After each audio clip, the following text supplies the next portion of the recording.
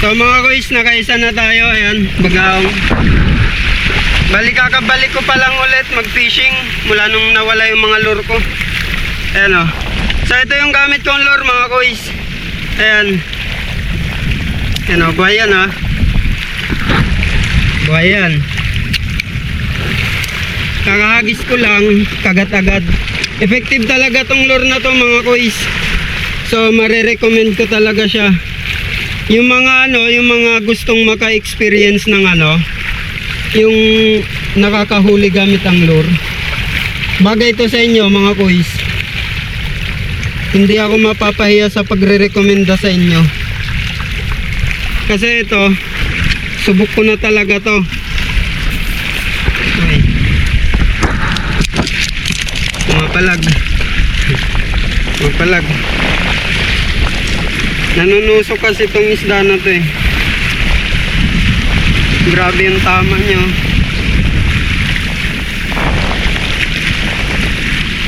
So, samantala, bugbog tong spot na to mga kuys. Tingnan nyo naman kung gaano siya ka-effective.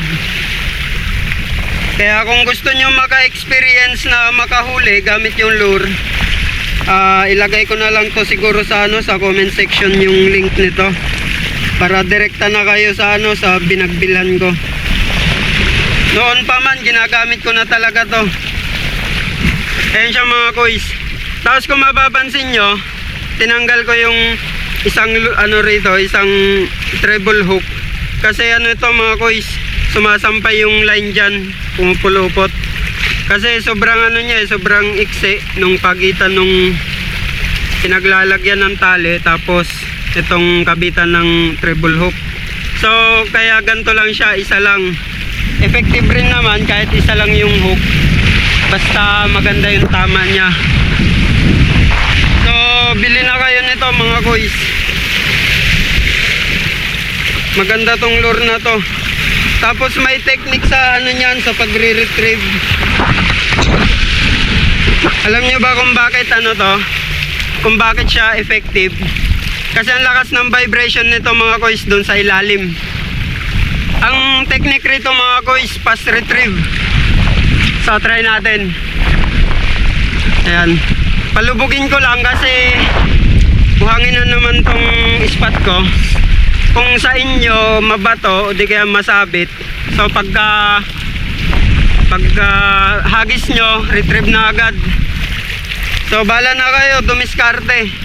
Kasi ang recommend ko lang sa inyo yung lure. So ganito siya i-retrieve mga kuys. Fast, para mabilis yung vibration dun sa ilalim. Oh, huli ulit mga kuys.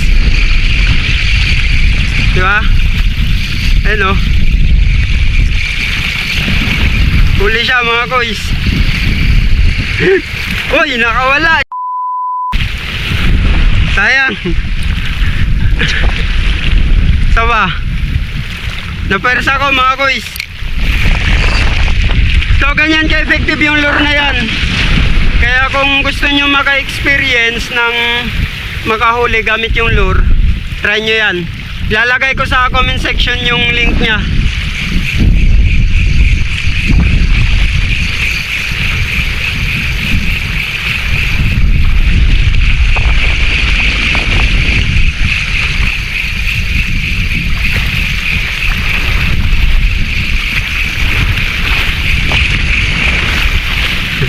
Wala na, nadala.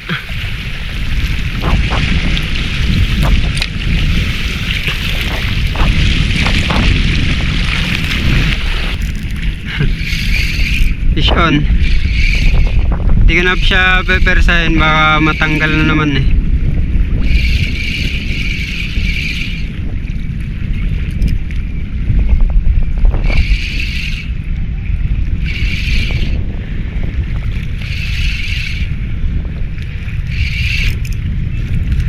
Aray, tanggal. Tanggal.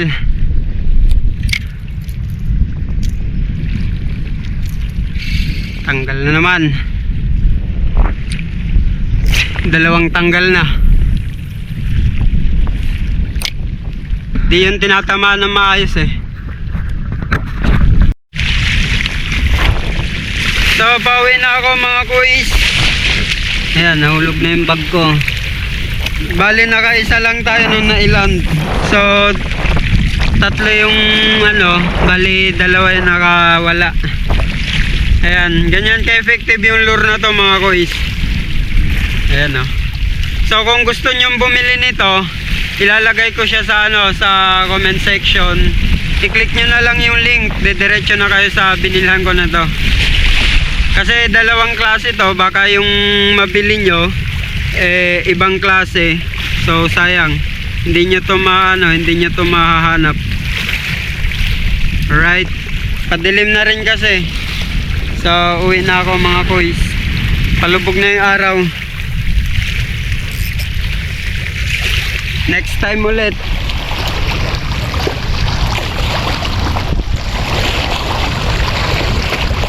Bye bye.